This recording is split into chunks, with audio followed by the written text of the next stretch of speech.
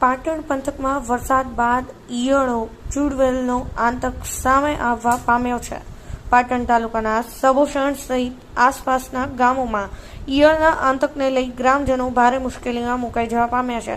અનેક પ્રકારની દવાઓનો છંટકાવ કર્યો હોવા છતાં આ ઈયળોનો કોઈ નિકાલ ન થતા કેટલાક લોકોને ઘરો બંધ કરી સ્થળાંતર કરવાનો પણ નોબત આવવા પામી છે.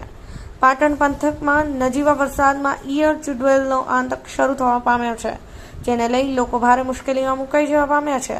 પાટણ તાલુકાના સબોસણ સહિત આસપાસના ગામોમાં ઈયળનો ઉપદ્રવ એટલો બધો વધવા લાગ્યો છે કે ગામમાં લોકોના ઘરોની દિવાલ પર, ઘરમાં, શાળામાં, આંગણવાડીમાં ચારે તરફ ઈયળના ઝુંડા જોવા મળી રહ્યા છે. ગામે તેટલી જ જંતુનાશક દવાઓનો છંટકાવ કરવા છતાં આ ઈયળોનો કોઈ નિકાલ થવા પામ્યો નથી. તો ઘરમાં મહિલાઓને કામકાજ કરવા તેમજ રસોઈ બનાવવામાં પણ ભારે હાલાકી પડી રહી છે. ત્યારે આ પરિસ્થિતિ વચ્ચે કેટલાક લોકોને તો ગામમાં જ સ્થળાંતર કરવાની ફરજ પડી રહી છે. આ અંગે સબોસણ ગામના તલાટીને પૂછતા તેમણે જણાવ્યું હતું કે ગામમાં પ્રજાપતિવાસ, શાળા અને આંગણવાડીમાં ઈયળનો ઉપદ્રવ જોવા મળી રહ્યો છે. ત્યારે તાલુકા કક્ષાએ આ બાબતે જાણ કરવામાં આવી છે અને દેશી પદ્ધતિથી ઈયળોનો નિકાલ કરવાનું શરૂ કર્યું છે, પણ ઈયળોનું પ્રમાણ વધવા લાગ્યું છે તેમ જાણવા મળ્યું હતું.